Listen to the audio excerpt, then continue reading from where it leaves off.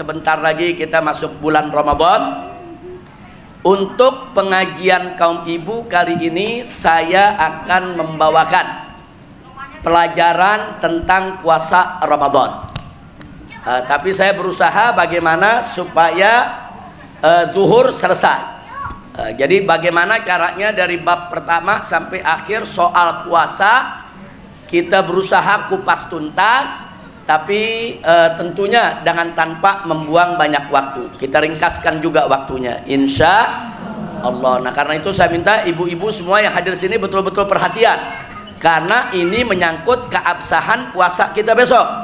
Jadi ibu-ibu nih yang hadir sini semua mesti punya ilmu.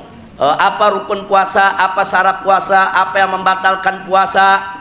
Nah ini semua, dan begitu juga apa adab puasa, insya Allah akan kita pelajari saat ini. Kita mulai pelajarannya ibu-ibu. Bismillahirrahmanirrahim. Mari kita lihat.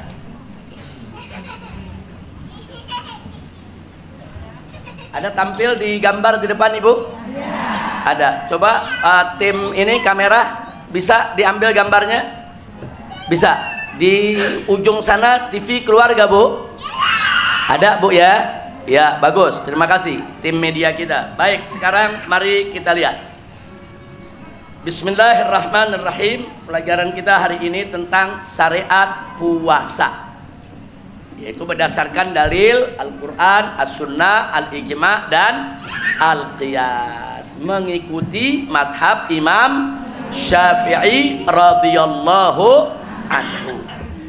Baik, sekarang kita mulai dari takrif puasa.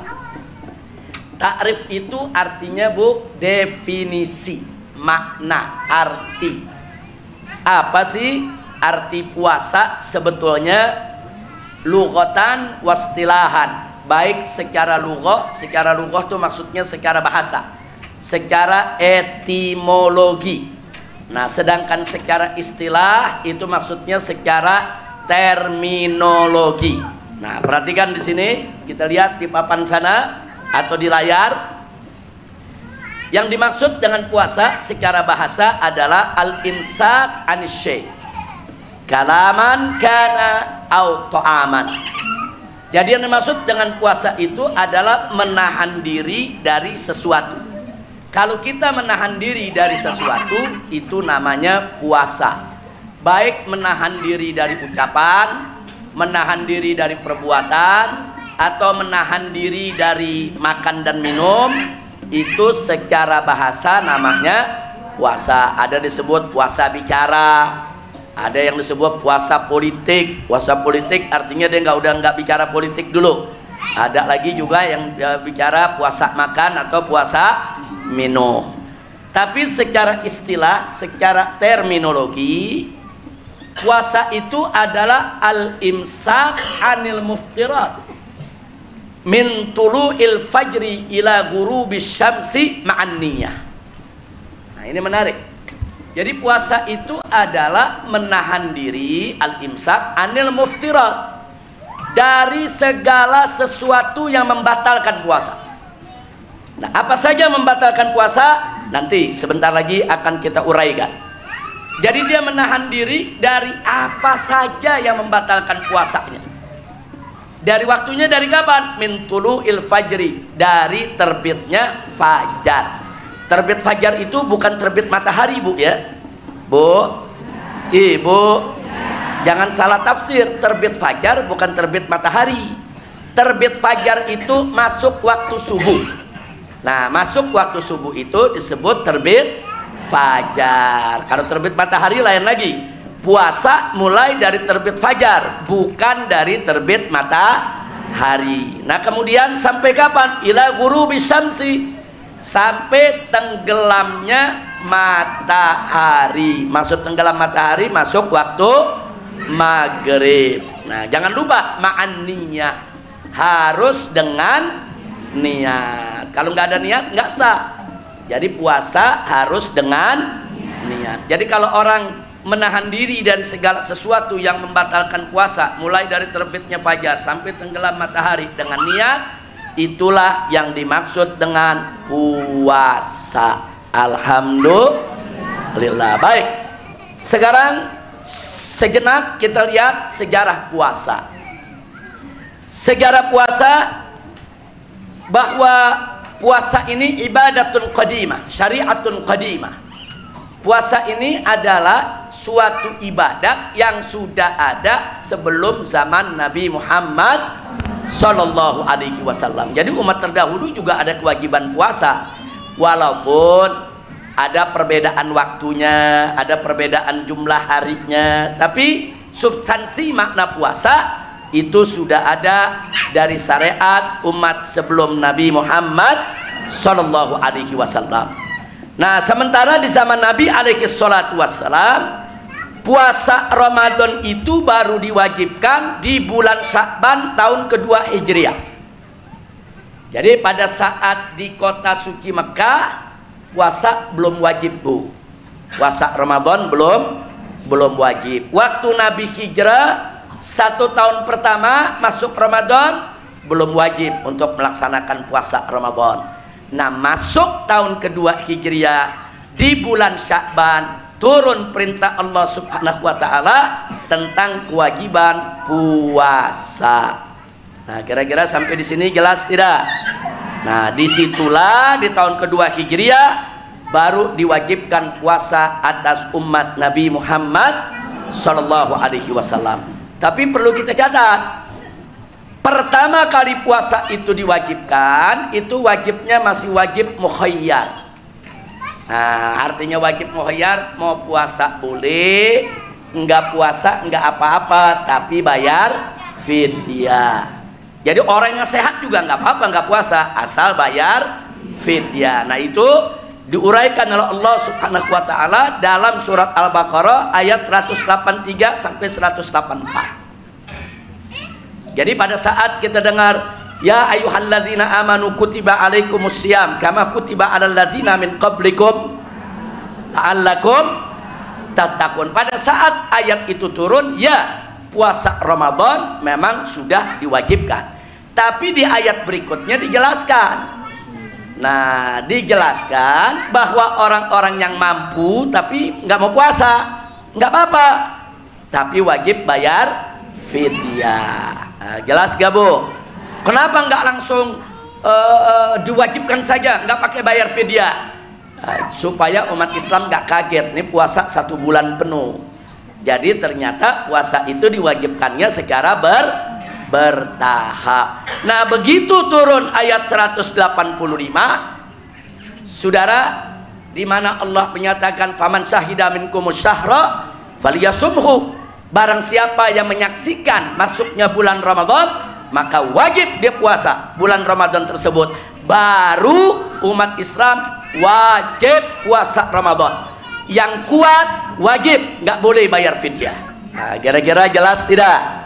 Nah, itu sekedar sejarah supaya kita tahu. Tapi untuk umat Nabi sekarang tentu puasa Ramadan itu sudah diwajibkan 1 bulan penuh. Mudah-mudahan kita termasuk minas shaimin was shaimat. Amin ya rabbal alamin. Nah, itu dalil Quran. Nah, sementara di dalil sunnah kita tahu pada saat Nabi ditanya oleh malaikat Jibril, akhbirni anil Islam. Jibril mengatakan alaihissalam kepada Nabi kita Muhammad sallallahu alaihi wasallam, akhbirni anil Islam, kabarkan kepadaku tentang apa itu Islam. Nah, Nabi menjawab alaihi salatu wasallam, Islam itu adalah antashhada alla ilaha illallah wa anna muhammadar rasulullah wa tuqimas shalah wa tasuma ramadan. Nah, jangan lupa tuh.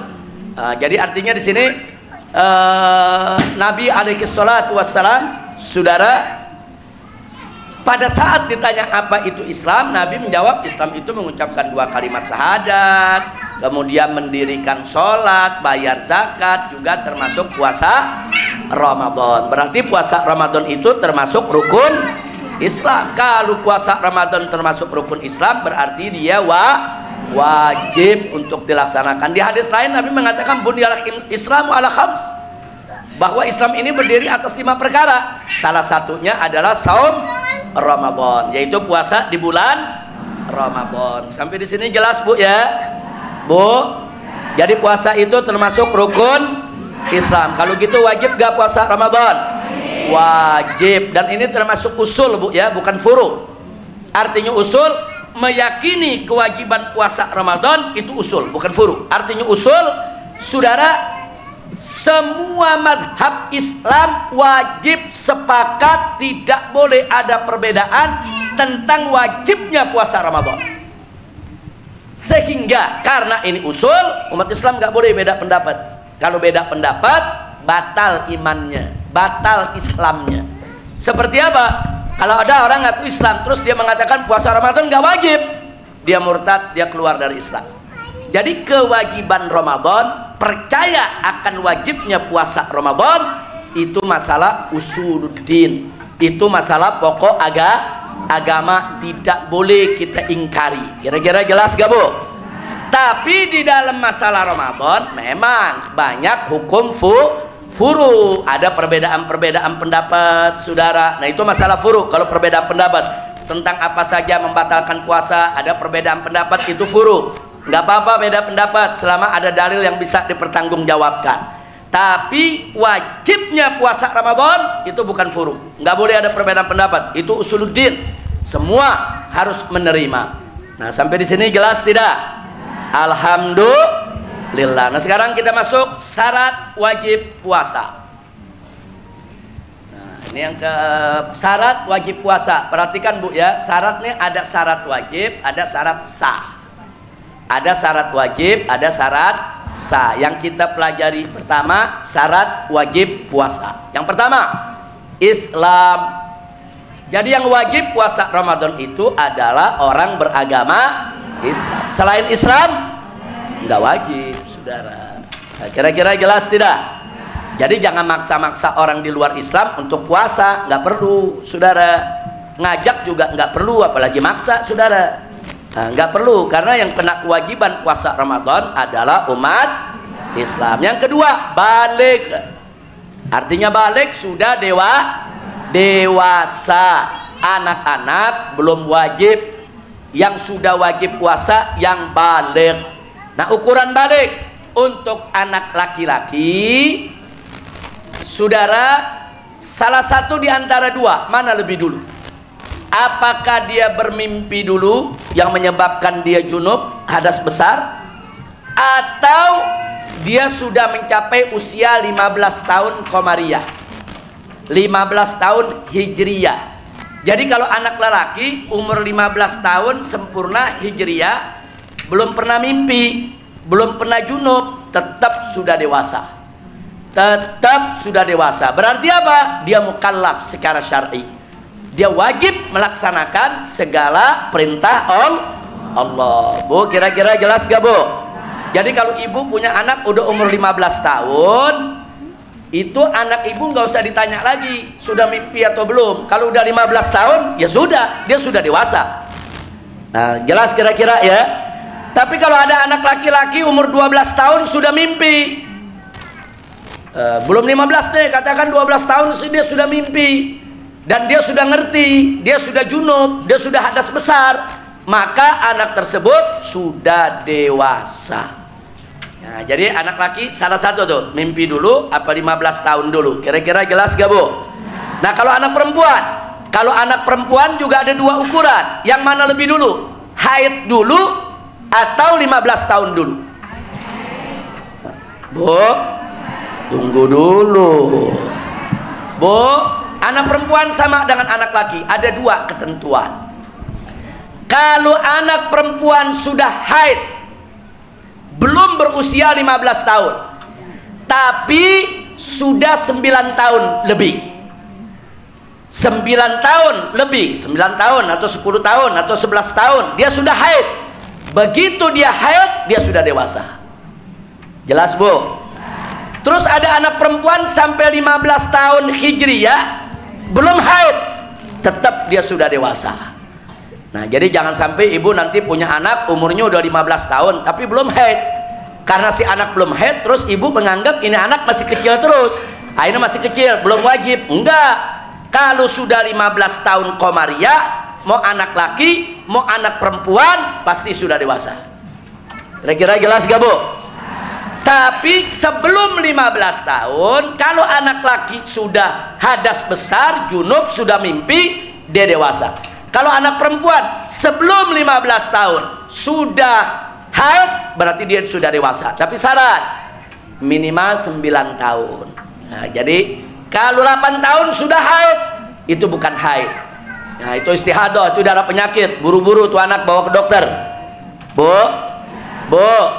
kalau ibu punya anak perempuan belum 9 tahun, tahu-tahu sudah haid, buru-buru bawa ke dokter. Itu bukan haid, itu istihadah, itu darah penyakit, ada kelainan, segera berobat. Tapi kalau sudah 9 tahun lebih anak ibu haid, ibu jangan kaget, karena memang anak perempuan itu batas minimal daripada usia haidnya adalah 9. Sayyidatuna Aisyah radhiyallahu taala anha, istri kita punya Nabi, itu awal haidnya 9 tahun. 9 tahun beliau haid, saudara. Jadi 9 tahun beliau sudah dewasa. Jadi ukuran dewasa bukan KTP, Bu, ya. Ini saya bicara aturan syariat. Kalau aturan negara udah punya KTP baru dewasa. Nah, jangan lupa tuh.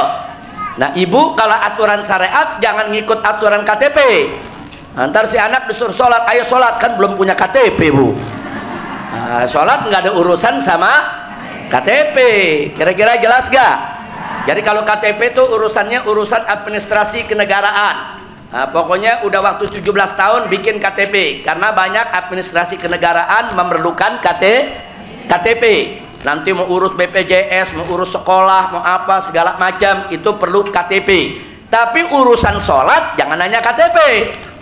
Nah, pokoknya usia anak ibu sudah 15 tahun sempurna, tahun Hijriyah Qamariyah, maka anak ibu sudah dewasa. Maksudnya sudah dewasa, udah wajib sholat 5 waktu, udah wajib puasa Ramadan, nah, udah wajib tuh semua. Udah nggak boleh berbuat maksiat. Kalau dia maksiat dia dosa. Kalau belum dewasa dia nggak dosa. Kalau belum dewasa dia nggak sholat, dia nggak dosa. Tapi kalau sudah balik dia nggak sholat, dosa. Kira-kira jelas gak, Bu? Baik, lanjut sekarang yang ketiga. Syarat wajib puasa yang ketiga, akil. Apa arti akil? Berakal. Jadi orang gila enggak wajib puasa. Kira-kira sampai di sini jelas? Saya ulangi sekali lagi. Syarat puasa yang pertama apa? Orang bukan Islam wajib gak puasa? Syarat yang kedua puasa apa? Anak kecil wajib gak puasa? Syarat yang ketiga apa? Berakal. Orang gila wajib gak puasa? Enggak. Jadi kalau ada orang merasa dirinya Islam, akil balik, wajib puasa. Kira-kira jelas? Kalau ada orang laki-laki ngaku Islam, ngaku udah dewasa, ngaku berakal, tapi nggak puasa, patut dicurigai. Bu, kalau dia nggak puasa patut dicurigai. Mungkin dia bukan Islam, tapi dia ngaku saya Islam. Mungkin dia belum balik. Oh, saya udah jenggotan. Oh, mungkin gila kali. Ya, jadi kalau ada laki-laki dewasa nggak puasa, jangan-jangan kita bilang bukan Islam, dong aku enggak, saya Islam, di KTP saya Islam. Oh Islam, kalau gitu belum balik kali. Udah jenggotan masa belum balik. Oh kalau gitu jangan-jangan gila. Nah kalau dia bilang enggak, saya enggak gila, ya orang gila emang enggak ngaku gila. Betul? Mudah-mudahan kita semua di sini nggak ada yang begitu. Amin. Amin ya rabbal alamin. Nah sekarang syarat yang keempat, perhatikan Ibu. Tidak ada uzur larangan puasa. Jadi kalau seseorang tidak ada uzur larangan puasa, maka dia wajib puasa. Apa uzurnya? Maksudnya uzur larangan puasa, kalau ada uzur ini memang dia nggak boleh puasa, saudara. Atau dia nggak wajib puasa. Siapa itu pertama? Perempuan yang sedang haid. Perempuan yang sedang haid haram berpuasa. Nah, perhatikan Bu, haramnya. Jangan bilang begini, bagaimana Ustadz, perempuan yang sedang haid boleh gak puasa? Terus dijawab, ya sebaiknya tidak puasa. Salah itu jawaban. Bukan sebaiknya tidak puasa, emang haram puasa. Perempuan yang sedang haid haram berpuasa. Yang kedua, nifas. Perempuan habis melahirkan kan ada masa nifas itu Bu ya. Nah selama nifas itu juga tidak wajib puasa. Kemudian yang ketiga, pingsan sepanjang hari. Nah, jadi dari sebelum subuh dia pingsan, bangun habis maghrib, nggak ada tuh puasa. Kalau pingsannya sebentar, dari siang hari dia pingsan sebentar, jatuh, kemudian sadar lagi, itu masih nggak mengapa. Tapi kalau sepanjang hari pingsan, tidak wajib puasa. Begitu juga mabuk sepanjang hari atau gila sepanjang hari, saudara, tidak wajib puasa. Kira-kira jelas tidak? Jelas tidak? Baik, sekarang yang kelima, tidak ada uzur boleh berbuka. Jadi kalau dia punya uzur ini, dia nggak wajib puasa. Tapi kalau tidak ada uzur ini, wajib dia puasa. Siapa? Yang pertama, sakit. Nah, sakit, orang sakit nggak wajib puasa. Kemudian yang kedua, safar mubah. Nah, safar mubah minimal 83 km. Artinya safar mubah, dia musafir Bu, jaraknya minimal 83 km. Dan safar itu tujuannya bukan maksiat. Nah, jelas gak Bu? Nah, jadi kalau tujuannya maksiat, tetap dia wajib puasa. Ada orang Islam dari Jakarta berangkat ke Surabaya, jauh tuh 1000 km. Dia boleh tidak puasa. Tapi tunggu dulu, tanya, ke Surabaya mau ngapain? Ke Surabaya, saudara, mau maksiat, mau mabok-mabokan, maka wajib dia puasa. Tidak ada rukhsah bagi orang yang maksiat. Kira-kira jelas gak?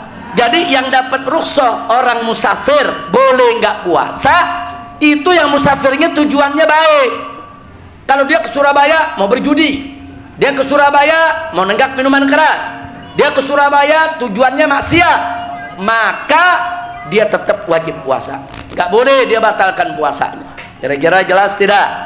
Itu yang disebut safar mubah, safar yang halal. Jelas Bu ya? Yang ketiga, tua renta. Laki-laki maupun perempuan kalau sudah lanjut usia, udah tua renta, udah nggak mampu untuk puasa, tidak wajib puasa. Jadi ibu kalau punya orang tua atau punya nenek, mungkin umurnya udah 90 atau 100 atau lebih dari 100, Bu ya, udah nggak mampu dia puasa, udah nggak bisa, jangan dipaksa, jangan diajak puasa, jangan, biar aja dia nggak puasa. Dia punya hak, karena memang dia tidak wajib puasa, kecuali kalau ada ibu kita, nenek kita yang memang masih kuat dia puasa, karena dari mudanya udah biasa puasa, jadi begitu masuk Ramadan justru dia senang, dan dia puasa nggak membahayakan diri dan kesehatannya, nggak apa-apa, dia boleh puasa. Tapi sekali lagi, orang yang sudah tua renta itu tidak wajib. Jelas gak Bu? Yang keempat, pekerja keras. Nah, ini pekerja keras mesti hati-hati nih mendefinisikannya nih. Pekerja keras itu adalah orang yang sepanjang hari dia bekerja keras, menguras tenaga, dan dia nggak sanggup kalau dia puasa. Dia nggak bisa kerja kalau dia puasa. Dia akan kehausan, dia akan kelaparan. Seperti apa? Contoh, seperti kuli panggul di pelabuhan. Nah, dia nurunin apa namanya, nurunin beras atau nurunin karung itu Bu. Sekali angkut 50 kilo dia bawa, kemudian dia lempar ke atas truk, balik lagi, keringat bercucuran, haus luar biasa, dan dia nggak bisa, dia harus kerja. Kalau nggak diberhentikan, kalau nggak dia nggak dapat gaji, kalau nggak nanti keluarganya nggak makan. Ini namanya pekerja keras. Atau kuli-kuli bangunan yang memang kerjanya keras betul, berat betul, panas, dia udah nggak mampu, mereka tidak wajib puasa. Bu, tapi jangan ntar ibu bilang kerja di dapur pekerja keras nih. Bu, ibu ditanya, ibu kenapa nggak puasa? Saya kerja keras. Ngapain Bu? Motong bawang, motong cabai. Bu, masih bisa gak kalau motong bawang cabai puasa Bu? Bisa Bu ya? Nggak kerja keras kan Bu? Enggak. Jadi kalau pekerja keras, bisa dibayangkan Bu, pekerja keras Bu ya, betul-betul keras, dia tidak wajib puasa. Baik. Nah, ini syarat wajib. Nah, cuman nanti ada babnya. Kalau mereka nggak wajib puasa, mereka wajib nggak bayar fidyah atau wajib nggak mereka qadha? Nanti ada pembahasannya. Insya Allah. Sampai di sini dulu. Jelas tidak nih? Paham?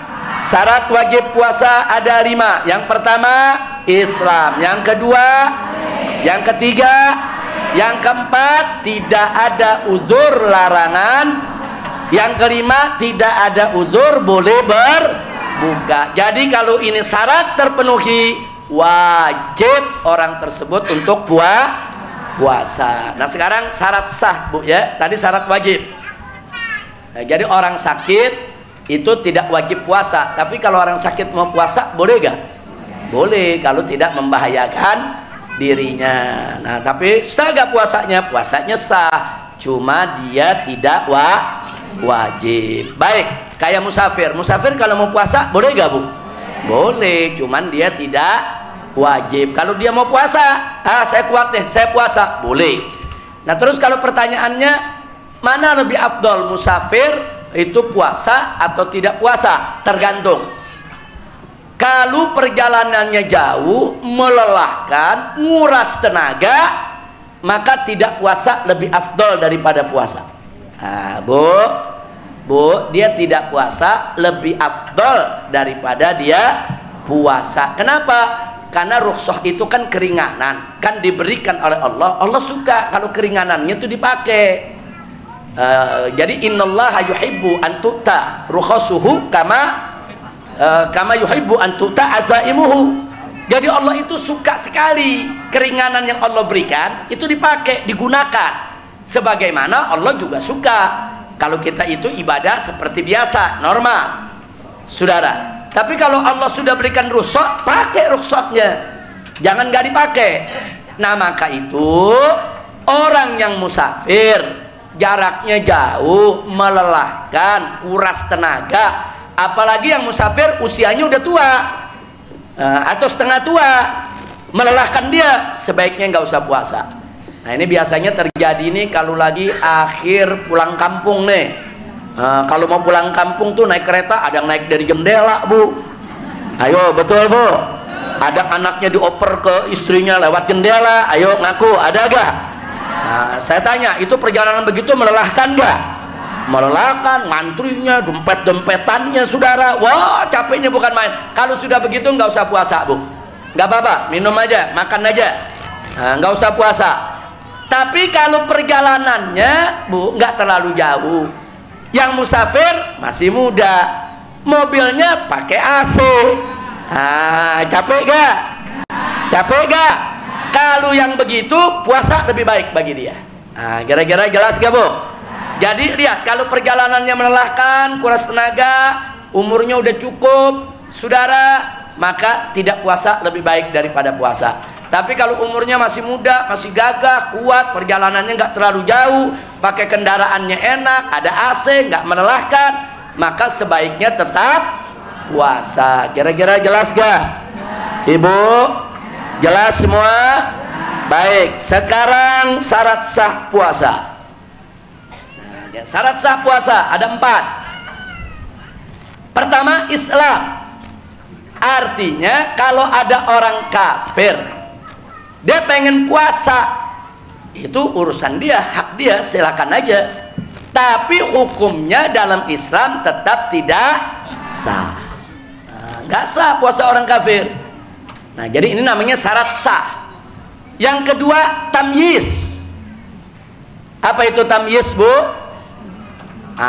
Tamyiz ini, Ibu, ada 3 makna. Perhatikan, Bu, ya.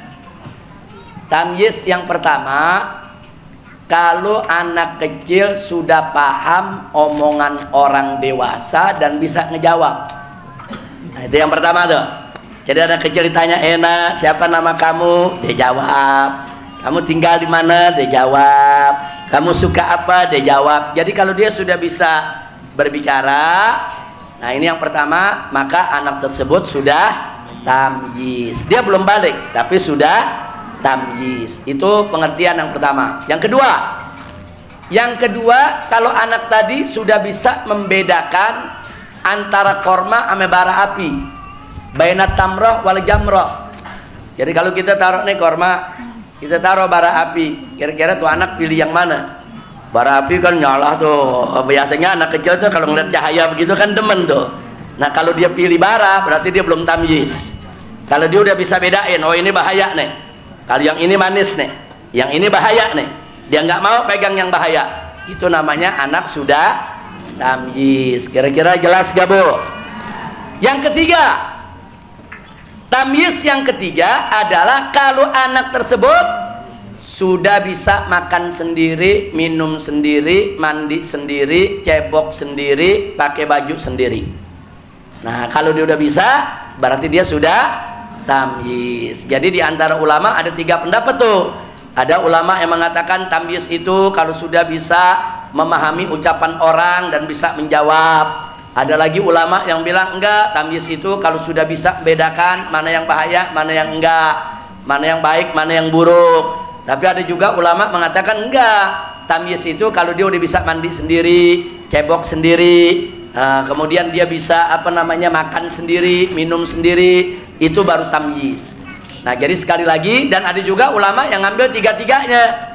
Jadi mana lebih dulu yang dia dapat, ya dia sudah tamyiz. Walaupun banyak ulama mengatakan yang paling kuat yang ketiga, kalau dia sudah bisa ngurus diri sendiri, itu namanya tamyiz. Biasanya anak-anak tamyiz itu sekitar umur 7 tahun Bu, antara 6-7 tahun biasanya mereka sudah tamyiz.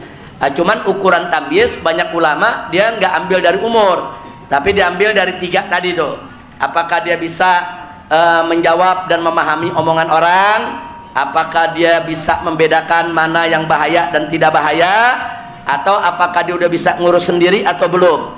Nah kalau salah satu dia udah bisa lakukan, insya Allah dia sudah tamyiz. Nah artinya anak yang sudah tamyiz puasanya sah, walaupun dia belum wajib. Dia belum wajib tapi sah puasanya. Sholatnya juga sah Bu. Kalau dia sholat maghrib, zuhur, asar udah tamyiz, sah. Bahkan anak yang tamyiz udah boleh jadi imam. Kalau dia bacaannya bagus, dia tahu rukun sholat, dia tahu adab sholat, dia tahu aturan sholat, dan hafalan Qur'annya bagus, dia boleh jadi imam sholat. Itu kalau dia sudah tamyiz. Kira-kira jelas gak Bu? Bu, jelas Bu? Yang dimaksud tamyiz jelas? Baik, yang berikutnya akil. Tadi orang gila nggak wajib untuk puasa. Kenapa? Karena memang puasa orang gila tidak sah. Loh kenapa tidak sah? Karena puasa perlu niat. Niat orang gila itu juga tidak sah. Niat dari orang kafir tidak sah. Niat dari orang gila juga tidak sah. Baik, yang keempat, tidak ada uzur larangan puasa. Kalau ada uzur tidak sah. Seperti satu perempuan yang haid, tetap ngotot mau puasa. Begitu dia puasa, puasanya nggak sah. Karena memang orang perempuan haid haram dia puasa. Nah, jadi kalau dia paksakan dirinya puasa, puasanya tetap tidak sah. Begitu juga nifas. Nah, perempuan yang nifas puasanya tidak sah. Jadi nggak usah puasa, jangan memaksakan diri untuk puasa. Nah, lalu yang berikutnya, yang pingsan sepanjang hari atau gila mabuk sepanjang hari, itu juga nggak sah puasanya. Jadi kalau dia ngaku saya puasa, loh kamu puasanya bagaimana? Sebelum subuh saya pingsan, sadarnya pas maghrib, puasanya tidak sah. Kira-kira jelas gak Bu? Jelas semua? Alhamdulillah. Sekarang rukun puasa. Rukun puasa, perhatikan baik-baik, hanya ada 2. Rukun puasa cuma 2 Bu. Yang pertama niat. Yang kedua menahan diri dari yang membatalkan puasa mulai dari fajar sampai maghrib. Itu rukun yang kedua. 2 rukun ini ada, puasanya sah. Bu, maksudnya sah di sini dia tidak wajib qadha. Sah secara fikih. Tapi kalau pertanyaannya secara akidah, nanti lain lagi. Sah secara akidah maksudnya diterima, dapat pahala dari Allah Subhanahu wa taala. Kadang-kadang ada orang puasa dia punya rukun udah lengkap, niatnya ada, yang kedua rukunnya dia kerjain, tapi Allah nggak terima, dia nggak wajib qadha, tapi Allah nggak terima dia punya puasa. Nah seperti apa? Seperti orang yang puasa tapi nggak sholat, seperti orang yang puasa tapi tetap maksiat, seperti orang yang puasa tapi sambil puasa dia ghibah, ngomongin orang, ngejelekin orang. Nah itu puasanya sah secara fikih, dia tidak wajib qadha. Tapi secara akidah belum tentu bisa membuahkan pahala kalau puasanya dicampur dengan maksiat. Jelas gak Bu? Bu, jelas Bu? Jadi pengertian sah yang barusan kita bahas itu sah secara fikih. Nah nanti sah secara akidah, nanti ada pembahasannya lagi. Baik, soal niat, perhatikan baik-baik niat. Niat itu ada 3 syarat yang harus betul-betul kita perhatikan. Niat puasa, ini kita bicara niat puasa. Yang pertama tabyid. Nah artinya tabyid, niat itu dibaca di malam hari, khusus puasa Ramadan. Puasa Ramadan kalau niatnya sudah lewat subuh tidak sah, kecuali puasa sunnah. Kalau puasa sunnah Bu, niat di pagi hari masih boleh. Ibu bangun nih jam 7 pagi, kayaknya enak puasa nih hari semalam nggak ada niat puasa, dari subuh ibu nggak makan nggak minum, tahu-tahu jam 8 pagi kayaknya nih kebenaran hari Senin mau puasa aja nih hari, boleh kalau puasa sunnah. Kalau puasa Ramadan nggak boleh. Puasa Ramadan niatnya harus tabyid, harus dari malam hari. Kira-kira jelas gak? Baik, yang kedua takyin. Nah, artinya takyin harus disebutkan bahwa kita memang puasa Ramadan. Nawaitu shauma Ramadan. Oh, ada yang nanya, harus nggak pakai fardhon? Dan di situ ada fardhon dah, lillahi ta'ala. Untuk puasa Ramadan nggak mesti pakai fardhon. Kenapa? Karena kalau sudah disebut Ramadan ya pasti wajib. Tanpa disebut fardu pun pasti wajib. Tapi kalau sholat, ya kita usolli, umpamanya kita mau sholat maghrib. Kalau kita bilang usolli sholat al maghrib, nggak sah. Kenapa? Karena maghrib ada fardunya, ada sunnahnya. Jangan lupa tuh, ada gobliyahnya, ada ba'diyahnya, mesti disebut fardunya. Tapi kalau puasa Ramadan saya mau tanya, ada sunnahnya nggak? Nggak ada. Ada nawaitu apa namanya shauma sunnata Ramadan ada? Yang namanya Ramadan pasti wajib. Nah, karena dia pasti wajib, saudara cukup niat nawaitu shauma Ramadan. Nah, cukup. Tapi kalau mau lengkap nawaitu shauma Ramadan atau nawaitu kita mau ini kan an ada apa namanya shauma Ramadan atau ya nawaitu shauma ghadin an ada fardhi syahri Ramadan hadhihi sanati lillahi ta'ala boleh. Tapi minimal kita niat nawaitu shauma Ramadan, dan itu bukan di mulut Bu, itu harus ada di dalam hati.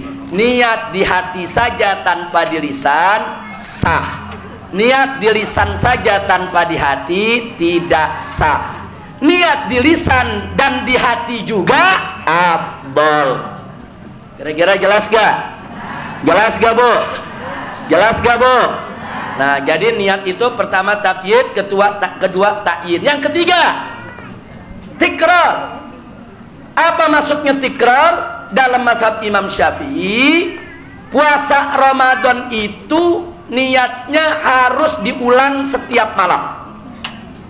Ibu harus diulang setiap malam. Tapi dalam mazhab Imam Malik, ini supaya ibu tahu nih, perhatikan Bu.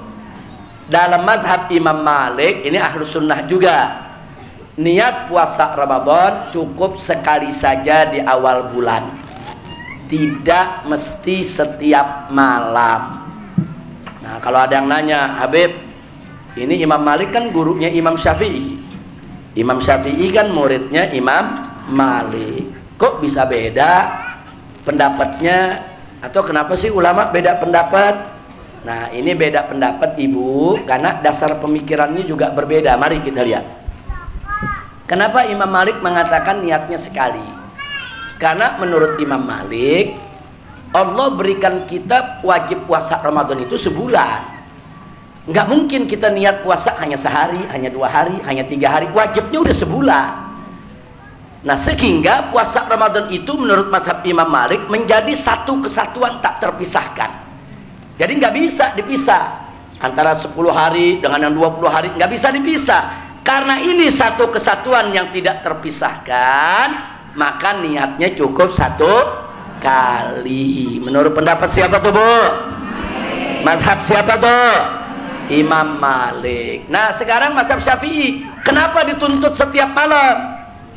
Mazhab Syafi'i mengatakan betul, kewajiban puasa Ramadan itu memang 1 bulan, satu kesatuan yang tidak terpisahkan. Nggak boleh ada orang niat cuma setengah bulan.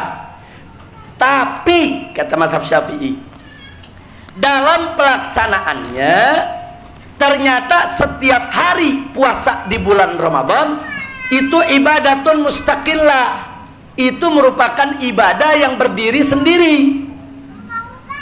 Apa buktinya? Nah, ini buktinya. Saya mau tanya, Bu, Ibu mau puasa Ramadan, udah puasa 23 hari, datang mens. Berarti kan Ibu nggak puasa tuh 7 hari. Saya tanya, 23 hari batal nggak?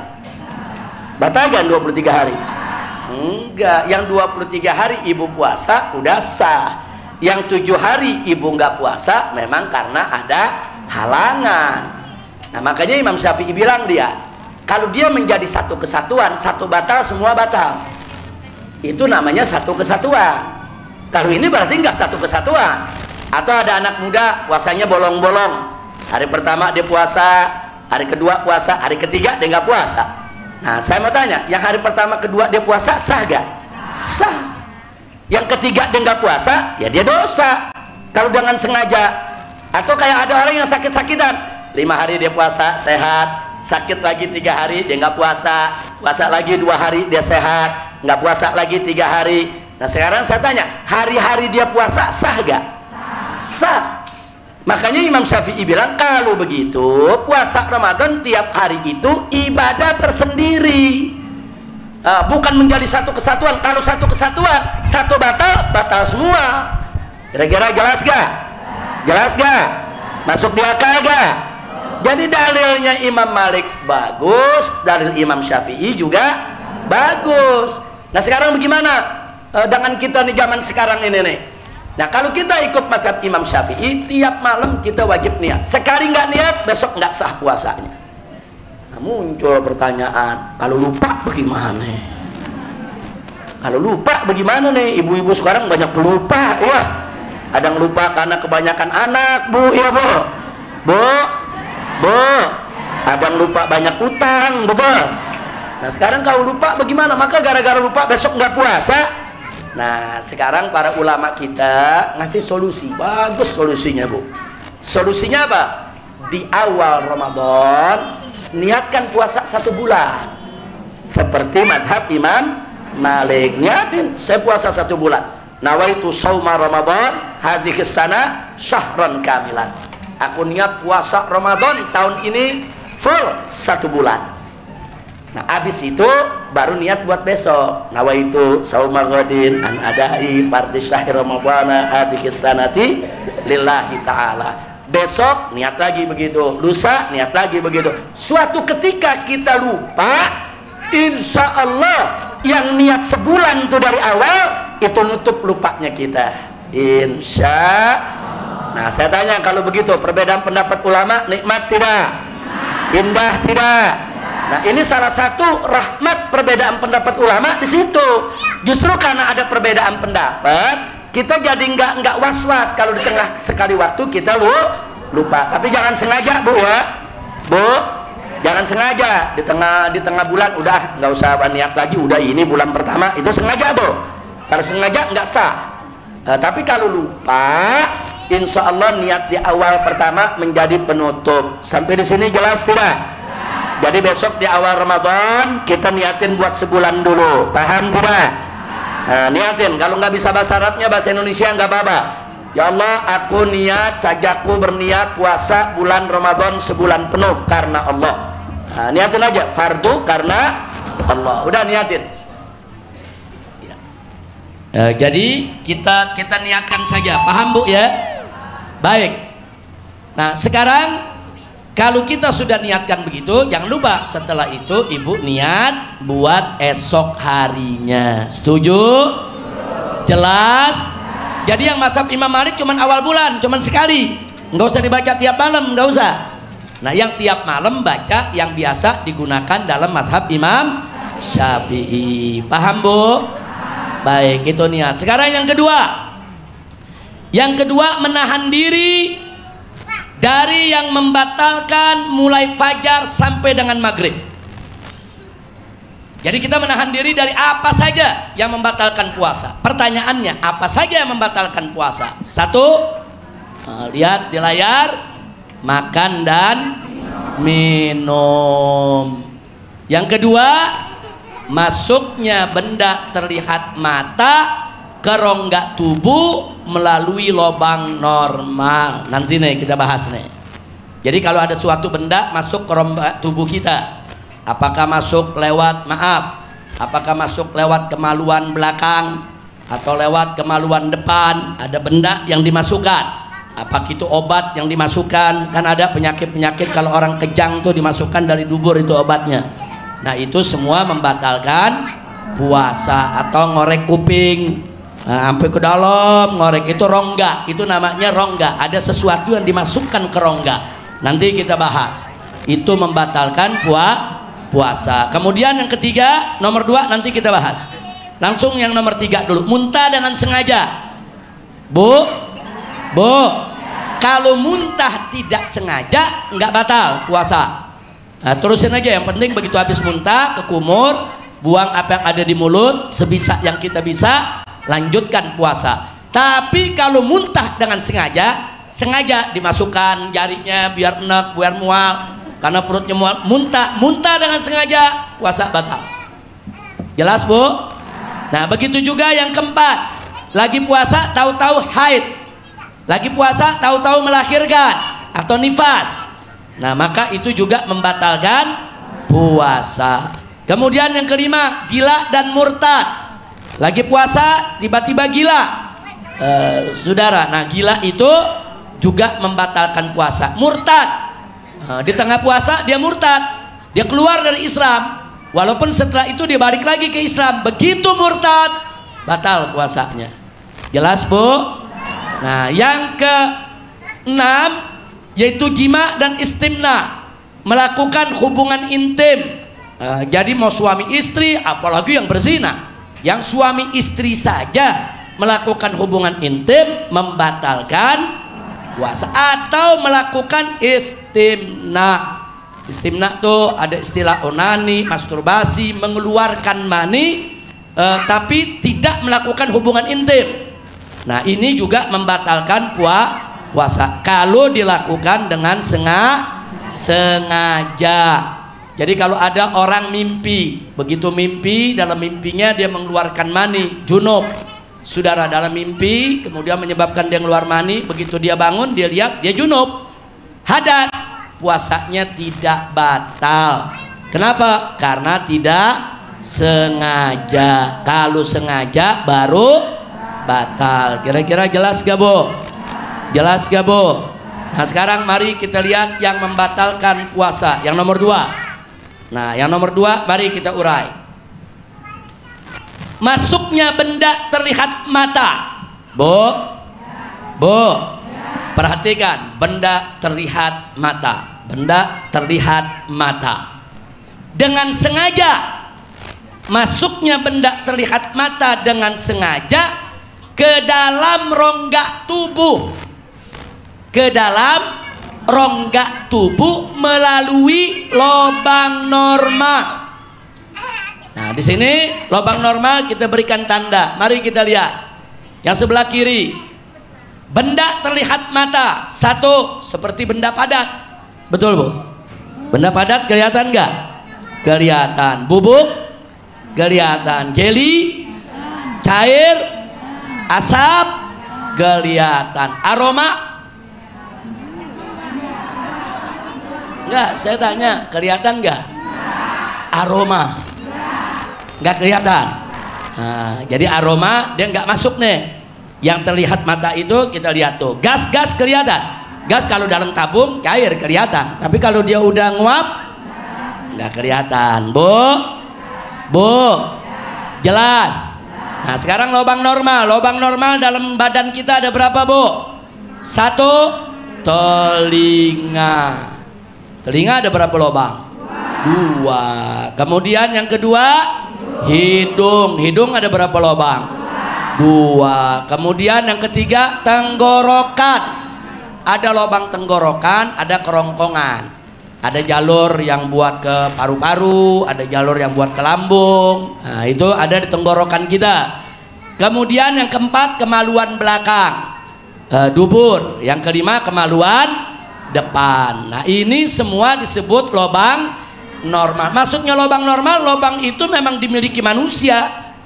Allah ciptakan manusia memang memiliki lubang-lubang tersebut. Kira-kira jelas gak? Nah sekarang di bawah ada catatan. Kalau mata bagaimana? Nah, lubang normal bukan? Bukan. Mata bukan lubang normal. Terus ada yang bilang, ya tapi kan ntar mata kalau dicopotin, emang kita nyopotin mata?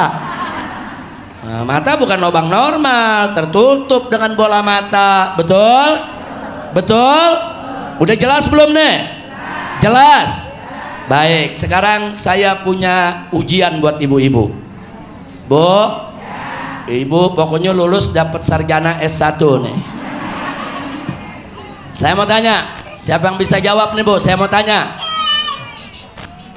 tanya.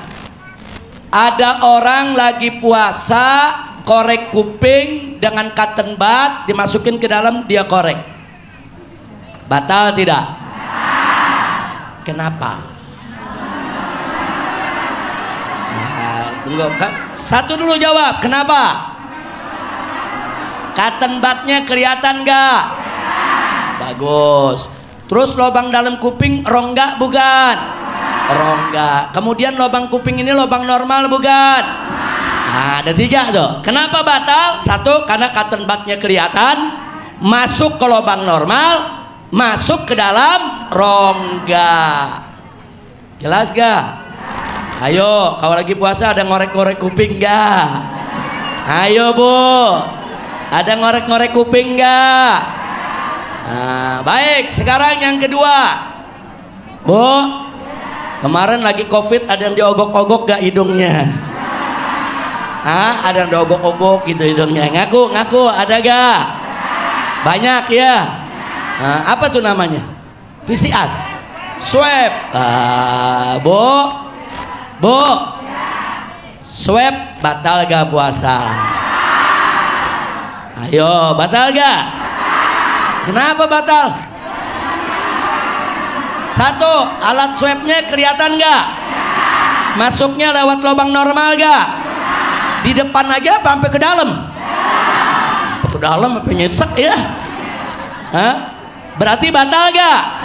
Batal. Makanya bulan puasa kalau mau swab jangan siang hari. Nah, minta di malam hari. Kira-kira jelas gak? Jelas gak? Nah, tapi kalau dia cuman nih kuping daerah luar nggak apa-apa. Kalau kuping nih daerah luar nih Bu nggak apa-apa. Hidung nih daerah luar nggak apa-apa. Belum rongga. Kalau sudah masuk ke dalam itu masuk ke dalam rongga tubuh. Kira-kira jelas gak? Jelas gak? Baik, sekarang saya tanya lagi yang berikutnya. Kita kumpulin ludah dalam mulut kita sampai seliter kali gitu. Sari papan lu sampai kaget. Mas ini ngumpulin ludah dikit Bu, liter sih kebangetan kali ya. Ngumpulin ludah dalam mulut, kita telan, batal gak? Batal. Kenapa batal?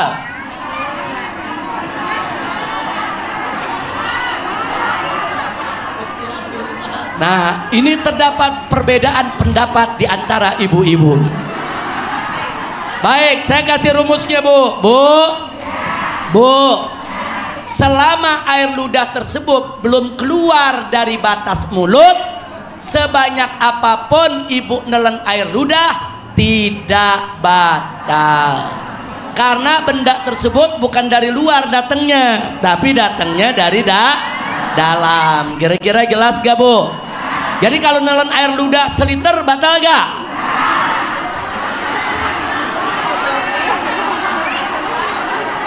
Bu? Nah, syaratnya apa tadi? Sebelum keluar dari batas. Nah sekarang kalau keluar, contoh nih Bu, maaf nih Bu ya, kumpulin ludah, keluar kemari. Begitu kemari diginiin nih, dia sedot lagi, dia telan, batal gak? Batal. Kenapa batal? Karena ada air ludah yang di luar dimasukkan ke dalam. Kira-kira jelas gak? Air ludah kelihatan gak? Masuknya lewat lubang normal gak? Masuk rongga gak? Masuk. Begitu gitu telan, batal. Kira-kira jelas? Baik. Pertanyaan berikutnya, subuh waktu sahur, ibu makan daging, makan emping, makan tahu, makan tempe, belum sikat gigi, masuk waktu fajar, berarti sudah puasa. Nah lagi puasa, udah puasa deh, lidah main-main di gigi, kayaknya ada daging nih, atau ada bekas tempe. Nah begitu dikorek melidahnya keluar, dia telan. Batal gak? Batal gak? Kenapa batal? Karena bekas tempe, bekas daging itu kelihatan gak? Kelihatan mata. Masuknya lewat lubang normal gak? Terus nyelonong gak ke rongga? Sengaja gak? Batal. Bu, itu bukan hanya lagi bulan Ramadan. Ibu sholat nelen begitu batal Bu. Nggak boleh, karena sholat itu juga mesti puasa. Nggak boleh minum dalam sholat, nggak boleh makan dalam sholat. Makanya orang sholat diajarkan untuk apa? Bersiwak. Kenapa bersiwak? Supaya nggak ada sisa makanan. Lagi sholat nih Bu, batal sholatnya Bu. Berarti dia makan dalam sholat. Sholat boleh makan nggak? Sholat boleh minum nggak? Nggak boleh. Ayo, ada yang begitu gak lagi sholat? Jangan diulangin. Ya Habib kayak tiap hari begitu. Ya kalau kemarin nggak tahu nggak apa-apa, namanya juga nggak tahu ya. Sekarang udah tahu, jangan diulangin. Kira-kira jelas tidak? Paham? Paham? Baik, sekarang berikutnya, bagaimana kalau ibu-ibu mencicipi makanan? Masak sore cicipin makanan. Sebab kalau keasinan suami banting piring. Bu, saya tanya, batal gak puasa? Ada ibu yang jawab, kan dikit Ustadz. Bu, dalam puasa biar dikit korupsi nggak boleh. Bu, kalau dia merasakan, dia masih dicobain nih, di ujung lidah, dia buang, makruh, puasanya tidak batal. Tapi makruhnya jadi hilang. Kalau suaminya galak, suka banting piring, kalau keasinan, daripada suami banting piring buka nggak enak, makruhnya hilang. Karena ibu ingin supaya rumah tangga tetap harmonis. Tapi ada yang cobain nih. Diapain tuh Bu? Ditelan, batal gak? Batal. Itu bukan nyobain namanya Bu. Jadi kalau nyobain di ujung lidah, sekedar mau tahu asin, apa asem, apa manis, setelah itu dibuang. Buang, ludahnya buang, nggak apa-apa. Tidak batal. Tapi kalau ditelan, batal. Walau sedikit batal ditelan. Kira-kira jelas gak? Ibu jelas? Baik, punya pertanyaan lagi. Berikutnya ada minyak wangi. Kita cium wanginya, enak wanginya. Atau kita pakai apa yang obat itu tuh, inhaler apa? Inhaler ya, fix vaporub ya, fix inhaler yang buat hidung tuh Bu. Batal gak? Kita lagi mampet nih Bu hidung Bu, itu kan kalau pakai inhaler kan lega kan? Batal gak? Ayo, saya mau tanya, yang disedot itu apanya? Aroma kelihatan gak? Enggak kelihatan mata. Berarti kalau enggak kelihatan mata boleh gak? Berarti batal gak? Enggak, tapi makruh. Kalau tanpa keperluan makruh. Jadi nyium-nyium wangian juga makruh. Tapi batal gak? Enggak batal. Kira-kira jelas Bu? Jelas semua? Baik. Lagi puasa bakar bukhur nih, gahru. Nah kadang-kadang umat banyak lupa nih. Begitu asapnya banyak, tuh ustadz yang hadir dijejelin atu-atu. Itu dia punya asap tuh diinihin ke muka. Ini kalau lagi nggak puasa nggak apa-apa Bu. Ini asapnya kelihatan nggak? Kalau asapnya sampai masuk ke hidung batal nggak? Batal. Kalau begitu saya mau tanya, ngerokok batal apa enggak? Kan asap.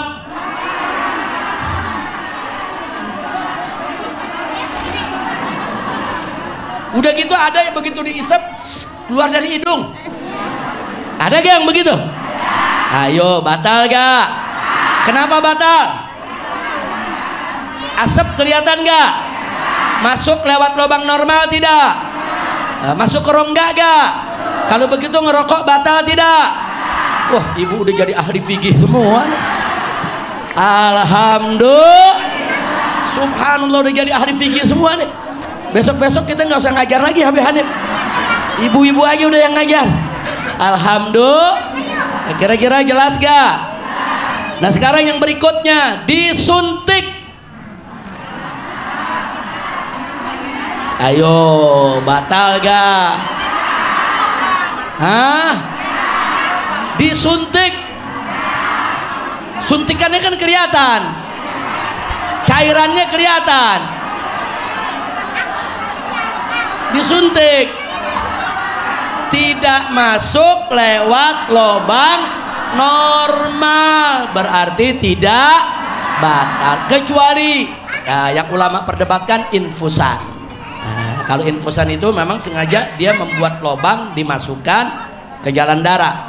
Nah kalau itu diperdebatkan, ada yang bilang batal, ada yang bilang nggak batal. Tapi al-khuruj minal khilaf, keluar dari perbedaan, jangan kita kerjakan kalau tidak terpaksa. Beda Bu ya, suntik me infus beda Bu ya. Bu, jadi kalau gitu divaksin batal gak? Vaksin diapain tuh vaksin? Disuntik, batal gak? Enggak. Kalau di swab batal. Baik, bulan puasa saya mau tanya, ibu sakit telinga pakai obat tetes, batal gak?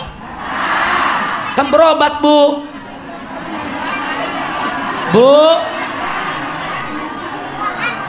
Baik, obat tetesnya cairan, kelihatan, masuk ke lubang normal, masuk ke rongga, jadi batal gak? Batal. Jelas Bu ya? Walaupun itu namanya berobat, tetap batal. Baik, ibu sakit pilek pakai obat tetes di hidung, batal gak? Kenapa? Masuk ke rongga, betul. Baik, pertanyaan berikutnya, ibu sakit mata pakai obat tetes mata sampai tenggorokan terasa pahit, batal gak? Batal. Kenapa batal? Obat tetesnya kelihatan mata lewat lubang normal? Enggak. Ayo, lewat lubang normal gak? Lewat mana dia? Berarti enggak batal ibu. Tapi di tenggorokan terasa, itu sarafnya yang kerja. Bu, jelas gak? Paham semua? Nah jadi itu tadi tuh, masuknya benda terlihat mata dengan sengaja ke dalam rongga tubuh melalui lubang normal. Baik, orang sakit ambeien, dia pakai obat dimasukkan lewat tuburnya, batal gak? Kenapa? Obatnya kelihatan masuk lewat lubang normal dan masuk ke dalam rongga tubuh. Baik, maaf saya mau tanya, kalau ibu-ibu yang lagi puasa kemudian pasang spiral, batal gak puasa? Kenapa batal? Ada benda yang terlihat mata dimasukkan ke dalam rongga tubuh lewat lubang normal. Kira-kira jelas gak? Tapi kalau ibu udah pasang spiral dari sekarang, kemudian besok puasanya sah gak?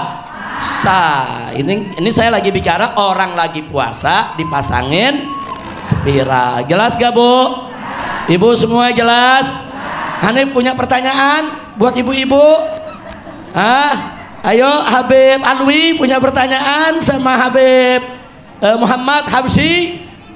Ayo. Baik, ada pertanyaan. Pakai celak mata batal gak? Enggak. Pakai bibir merah enggak batal, tapi dijilat. Terus ditelan berasa wangi lipstik. Ayo, batal gak? Batal. Ya, kira-kira jelas gak? Ibu jelas semua? Baik, sekarang ibu lagi jalan di jalanan, ada bis lewat, knalpotnya hitam, keluar ke muka kita semua. Udah muka jidat hitam, wah masuk lagi buka hidung kita. Batal gak?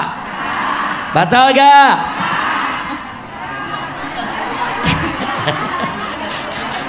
Tapi asapnya kelihatan gak? Masuknya lubang normal gak? Masuk ke rongga, tapi sengaja gak? Enggak. Kalau enggak sengaja, enggak. Kecuali kalau ibu sengaja sedot. Enak nih knalpot bis nih. Ibu sengaja sedot, ya ibu batal. Ya, paham kan? Nah, sekarang Habib Hanif punya pertanyaan. Tadi kan nelen air liur, kalau dari dalam mulut batal apa kagak? Dari dalam mulut nggak batal. Nelen reak batal nggak? Belum dijawab nggak Pak? Batal nggak? Batal apa kagak? Tergantung reaknya udah sampai mana. Kalau reaknya udah sampai haddun zahir itu makhraj huruf ha. Coba ha. Berasa nggak keluarnya ha di mana? Di atas sini. Reaknya udah sampai sini, nggak dikeluarin, sengaja ditelan, batal. Walaupun belum keluar mulut. Beda reak dengan iler. Paham? Iler ludah. Ludah, air ludah, liur dan saudara-saudara aja. Paham? Berarti reak sama nggak dengan ludah? Beda hukumnya. Terus kalau nelen ludah dalam keadaan gusinya berdarah. Dalam keadaan gusinya berdarah, nelen ludah kecampur dengan darah gusi, batal atau tidak? Batal. Kenapa? Karena kalau liurnya bercampur dengan najis atau dengan sesuatu yang asing, hukumnya jadi Ada tambahan, sedot ingus. Bu, ya kehidupan sehari-hari kan begitu Bu, betul? Ayo ingus di sini sedot. Ayo, batal gak? Batal gak? Batal gak? Enggak batal selama belum keluar dari lubangnya. Bu, nyedot ingus di sini ke dalam enggak batal. Syarat ingusnya belum keluar dari lubang.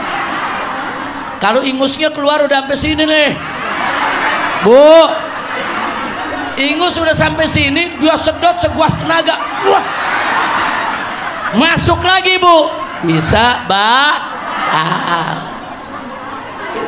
Sarifah sampai, waduh, udah cukup Bu ujiannya Bu ya, udah paham semua kan? Alhamdulillah. Alhamdulillah. Udah jam berapa nih? Oh ya, Bu, sikat gigi bagaimana? Batal gak? Makruh. Kalau kita pakai odol sikat gigi dalam mulut kita, nah, sampai kita masuk air ke kumur bersih, nggak ada yang ditelan, batal gak? Nggak. Tapi begitu sikat gigi ada yang ketelan, nah, batal gak? Batal. Tapi saya mau tanya, kalau orang istinsak, tahu istinsak? Masukin air ke hidung lagi puasa, keluarin lagi, itu masuk ke rongga tuh Bu, batal gak? Batal gak? Enggak batal Bu. Istitsna. Kenapa? Karena itu sunnahnya wudhu. Jadi kalau kita kerjakan yang sunnahnya wudhu enggak batal, tapi dengan syarat. Nah, dengan syarat jangan mubalaghah, jangan berlebihan, sekedarnya aja. Paham Bu? Itu kalau yang namanya istinsak itu mau pagi mau siang sama hukumnya, nggak apa-apa, itu sunnah. Yang penting jangan berlebihan. Nah sekarang kalau kita ke kumur, Bu ya, di bulan Ramadan. Nah kalau selama kita tidak mubalaghah, tidak berlebihan, nggak sengaja ada yang ketelan, nggak batal, karena kita lagi melaksanakan sunnah. Kira-kira jelas gak? Jelas gak? Tapi kalau berlebihan tetap batal. Nah lalu kalau bersiwak itu kalau di bulan Ramadan kita lagi puasa sampai sebelum zuhur Bu ya, itu masih sunnah. Tapi setelah zuhur makruh. Kira-kira jelas gak? Nah sekarang kita bersiwak nih di pagi hari, nggak sengaja ada yang ketelan, batal gak? Batal gak? Kenapa nggak batal?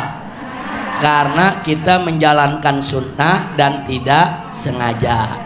Tapi kalau setelah zuhur kita bersiwak, nggak sengaja ketelan, batal. Kenapa batal? Itu namanya bukan nggak sengaja, itu namanya teledor. Loh kok teledor? Udah makruh dia kerjain. Nah, kira-kira jelas gak? Kan udah tahu makruh, kenapa dia kerjain? Kalau udah makruh dia kerjain, kemudian nggak sengaja masuk, itu namanya sembrono, itu namanya teledor. Hukumnya batal. Kira-kira jelas gak Bu? Alhamdulillah.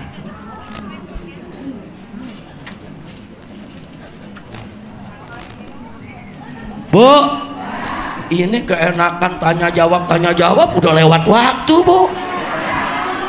Kebetulan jam di situ mati, saya nggak megang jam. Ya Allah Bu, udah ringkas saja, jangan ada tanya jawab lagi Bu ya.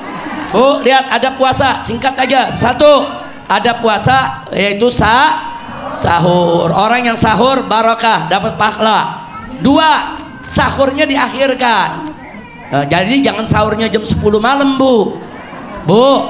Lebih akhir sahur lebih bagus, paling tidak 1 jam sebelum fajar, sebelum subuh.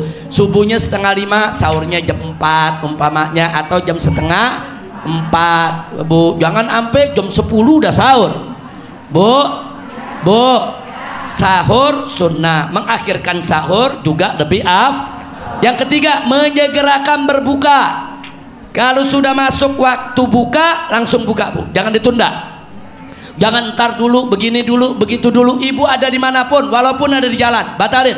Ada walaupun sekedar air, sekedar korma, batalkan dulu itu puasa. Itu ajaran Nabi kita Muhammad Sallallahu Alaihi Wasallam. Yang keempat, menjauhkan maksiat. Lagi puasa jangan maksiat. Yang kelima, mandi junub sebelum fajar. Jadi kalau ada yang malam hari junub atau suami istri melakukan hubungan intim, usahakan mandinya sebelum fajar. Itu sunnah, ada. Tapi bagaimana kalau mandinya sesudah subuh? Setelah azan subuh baru dia mandi, puasanya sah. Karena apa? Karena dia junubnya kan sebelum masuk puasa. Begitu masuk puasa dia junub, sah dia punya puasa. Tapi afdolnya segera mandi sebelum fajar. Yang 6, tidak kerja keras, jangan kuras tenaga. Jadi di bulan puasa itu jangan, banyak orang-orang lelaki ini bulan puasa pagi justru pada main bola, pada lari ke sana kemari. Jangan, makruh. Jadi jangan kita kuras tenaga, karena puasa itu bukan untuk berlemah-lemahan, bukan untuk nguras-nguras tenaga, bukan untuk berlemes-lemesan, tidak. Nah, supaya kita kuat puasa, bagus puasa kita, fokus puasa kita, jangan buang tenaga kalau tidak perlu. 7, tidak mencicipi makanan. Nah, Bu. Nah, tapi kalau mencicipi hukumnya kalau nggak ditelan puasanya tidak tapi sunnahnya jangan mencicipi.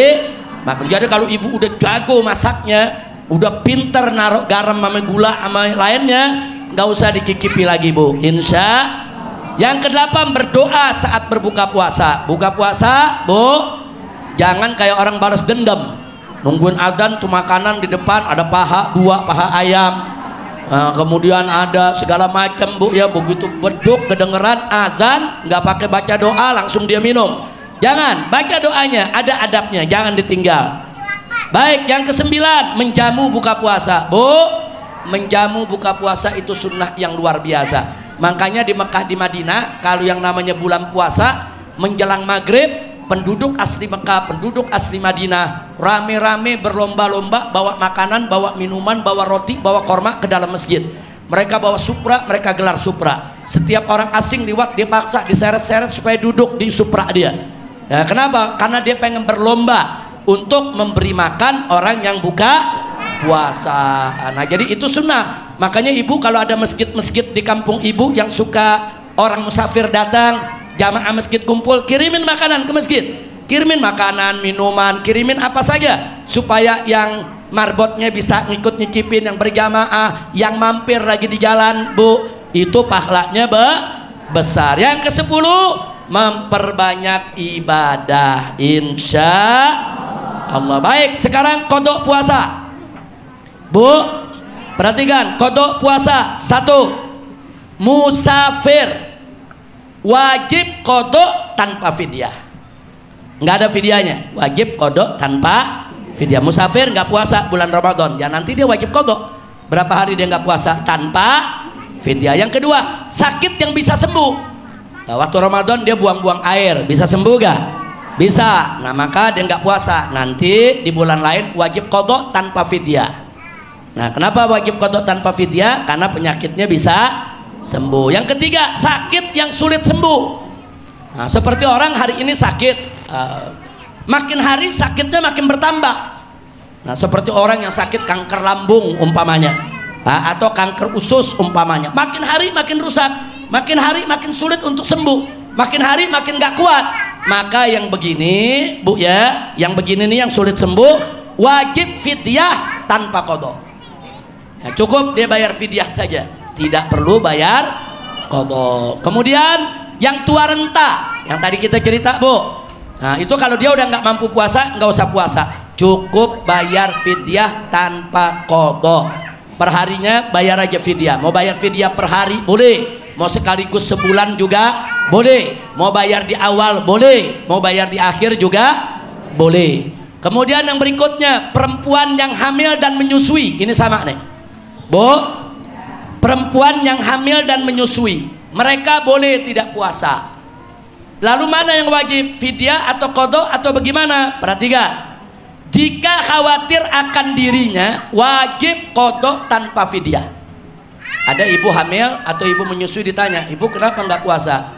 Ya saya khawatir nanti saya sakit, saya lagi hamil saya puasa, saya lagi menyusui saya puasa, nanti sayanya sakit. Kalau dia khawatir dirinya sakit, Bu, ya, dia dianggap sebagai orang sakit, sehingga wajib qadha tanpa fidyah. Kira-kira jelas gak? Tapi kalau tuh ibu jawab, ya saya sih kuat, saya mau puasa sebulan juga nggak apa-apa walaupun hamil, saya mau puasa sebulan walaupun nyusui nggak apa-apa, cuman saya khawatir anak saya khawatir nanti janin saya terganggu, nanti janin saya lahir nggak sehat, atau saya khawatir bayi yang saya susui kesian, nanti dia kekurangan susu.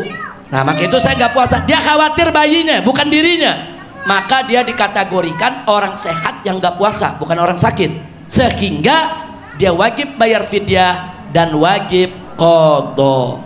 Qadha juga, fidyah juga. Kira-kira jelas gak? Paham semua? Alhamdulillah. Baik, ini yang terakhir. Kafarat membatalkan puasa dengan jima, hubungan intim antara suami istri di siang hari bulan Ramadan. Satu, nah, perhatikan ibu. Di sini ada kalimat barang siapa pria wajib puasa dengan tahu dan sengaja membatalkan puasa Ramadan dengan jima, maka terkena kafarah. Kafarahnya itu puasa 60 hari berturut-turut. Kalau dia udah puasa 55 hari, besoknya dia nggak puasa, sengaja ulangin lagi dari awal. Kecuali kalau besoknya dia sakit, nggak apa-apa. Kira-kira jelas gak? Nah, ini siapa yang kena kafarah? Satu, pelakunya pria, wanita nggak kena. Yang kena pria, wanita nggak kena. Jelas bu ya? Jangan mentang-mentang nggak kena goda laki. Kesian lakinya bu, 2 bulan. Yang kedua, kondisi si pria tadi wajib puasa, bukan yang lagi nggak wajib. Kalau si pria tadi sakit, dia nggak wajib puasa, tapi dia paksain puasa, kemudian dia melakukan hubungan intim bu, dia nggak kena kafarah karena puasanya bukan puasa sedang dalam posisi wajib. Nah, seperti orang musafir nggak wajib. Nah, kira-kira jelas gak? 3, tahu hukum. Nah, kalau dia nggak pernah ngaji, dia nggak tahu tuh hukumnya seperti itu, nggak, belum kena kafarah. Jadi kalau dia nggak tahu, ya kasih tahu. Nah, kalau udah tahu, kena kafarahnya. Jelas? Yang keempat, sengaja. Nah, kalau nggak sengaja, istrinya lupa, suaminya lupa. Nah, kali awal Ramadan bu, sama-sama lupa, nggak ada ngingetin. Udah selesai baru inget, oh iya ini Ramadan kan. Nah, saya tanya, sengaja gak tuh? Nggak sengaja. Yang nggak sengaja nggak kena kafar. Yang sengaja kena. 5, pembatalan puasanya dengan jima. Jadi memang dia lagi puasa, kemudian dia lakukan hubungan intim, jadi puasanya batal karena hubungan intim, itu yang terkena kafarah. Tapi kalau dia dari tadi dia sudah buka puasa, dia udah makan, dia udah minum, dia sengaja nggak puasa, tahu-tahu dia melakukan hubungan intim, nggak kena kafarah. Kenapa? Karena dia tidak membatalkan puasa dengan jima, tapi dia membatalkan puasa dengan makan dan minum. Tapi membatalkan puasa dengan hubungan intim, itu yang kena kafarah. Yang kena puasanya di bulan Ramadan. Jadi kalau dia lakukan itu lagi qadha di bulan lain, qadha Ramadan, dia lakukan hubungan intim, nggak kena kafarah. Kafarah ini berlaku di bulan Ramadan. Kira-kira jelas bu? Nah, itulah pelajaran kita untuk hari ini, mudah-mudahan manfaat. Yang terakhir, kalau ada yang punya utang puasa Ramadan yang lalu, dia belum masih ada utang puasa, tolong segera bayarkan puasanya. Ada yang bilang ini udah masuk nisfu Sya'ban, masih boleh gak untuk bayar qadha? Boleh, sampai sebelum masuk Ramadan. Ibu kalau punya utang puasa, buru-buru beresin sebelum masuk Ramadan. Kalau terlanjur masuk Ramadan belum bayar juga, maka di bulan berikutnya nanti ibu terkena qadha dan terkena fidyah. Kalau tahun kemarin nggak puasa karena haid umpamanya, sampai ketemu Ramadan belum bayar, maka di bulan berikutnya nanti dia bayar qadha juga, fidyah juga.